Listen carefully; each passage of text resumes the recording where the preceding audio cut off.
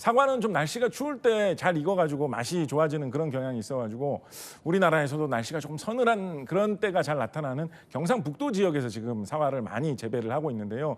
이대로 가면 한 2050년 정도면 경상북도에서 사과를 재배할 수 있는 곳이 굉장히 줄어들게 될 것이고 강원도 지역에서 사과를 재배하는 것이 주류가 되지 않겠느냐라는 예상이 나오고 있고요.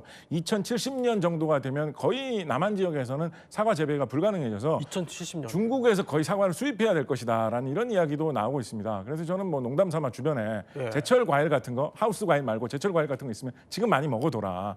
이게 저는 뭐 사과가 완전히 국산 사과가 없어질 거라고 생각하지는 않거든요. 품종 개량이나 이런 것도 이루어질 거기 때문에 그래서 어떻게든지 살아남게 되긴 할 텐데 지금 먹는 이 맛 기후 변화 때문에 못 느끼게 될 수도 있다. 뭐 이런 말씀 드리고 있고요. 뿐만 아니라 뭐 수산업도 좀 많이 바뀌고 있어가지고 홍어 같은 경우에 홍어하면 전라남도, 흑산도 이런 게 유명하지 않습니까? 그렇죠. 그런데 몇 년 전부터 이제 기온이 따뜻해지면서 남쪽보다 그보다 좀 더 위쪽에 홍어가 많이 올라오기 시작을 해가지고 지금 전라북도 군산 같은 곳에서 그 위판장에서 판매되는 홍어가 전라남도보다 더 많아지는 그런 시대가 되었습니다. 그래서 흑산도 홍어 못지않게 요즘은 군산 홍어 뭐 이런 이야기가 나올 정도로 군산 전체적으로 우리나라에서 저 홍어 참 좋아하는데 전체적으로 우리나라에서 거래되는 홍어 양이 연간 한 3,300톤 뭐 이 정도 되거든요. 근데 1,000톤 이상 거의 한 30-40% 정도가 군산에서 위판장에서 거래되고 있을 정도로 지금 홍어 잡이도 좀 이렇게 바뀌고 있고 지역 특산물들도 바뀌고 있어가지고 농민들 수산업에 종사하시는 분들은 정말 타격을 입고 있는 생업의 문제가 됐고 일자리의 문제가 되었다라고 할 정도로 기후 변화의 영향이 지금 현재 나타나고 있는 중입니다.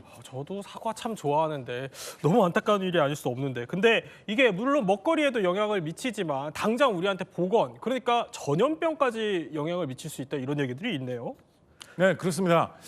대표적으로 우리나라하고 관련이 있는 이런 기후변화와 연결되어 있는 전염병 문제라고 하면 저는 뭐 항상 제일 먼저 이야기 드리는 게 말라리아입니다. 말라리아요? 얼핏 생각하면 말라리아 뭐 이거 열대지방에서만 있는 거고 한국에서는 말라리아 없지 않나라고 생각하실 수 있는데 우리나라가 세계적으로 말라리아 많이 나타나는 나라 중에 하나입니다. 물론 뭐 열대지방에 정말 말라리아 많이 나타나는 나라에 비해서는 적은 편이긴 한데요.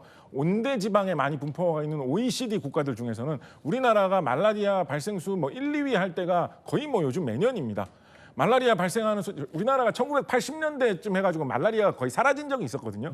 그래가지고 일반 시민들이 한국에 말라리아 없어졌나라고 착각하시는 경우가 있는데 90년대 후반부터 말라리아가 계속 생기고 있어가지고 2010년대 들어와서 매년 한 뭐 200-300명, 300-400명씩 환자가 계속 나왔고 그러다가 2020년대 들어와가지고 환자 수가 더 늘어나서 최근 1, 2년 사이에서는 거의 700명씩 환자가 나오고 있거든요.